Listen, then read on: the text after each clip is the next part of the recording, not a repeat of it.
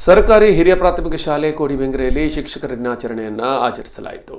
ಇಲ್ಲಿನ ವಿದ್ಯಾರ್ಥಿಗಳು ತಮ್ಮ ಪ್ರೀತಿಯ ಶಿಕ್ಷಕರಿಗಾಗಿ ಹಲವಾರು ಆಟೋಟಗಳನ್ನು ನಡೆಸಿದರು, ಅಂಕಗಳನ್ನು ನೀಡಿದರು, ಬಹುಮಾನಗಳನ್ನು, ಕಾಣಿಕೆಗಳನ್ನು ಕೊಟ್ಟು ಸಂಭ್ರಮಿಸಿದರು.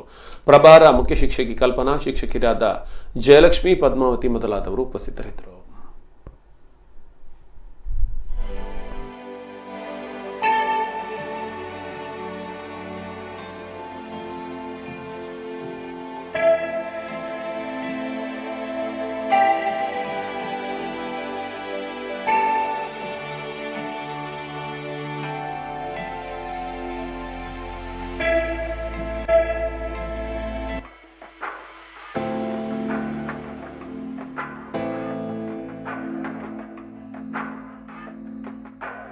ಕಾರ್ಯಕ್ರಮವನ್ನು ಅವರು ನಡೆಸಿದರು.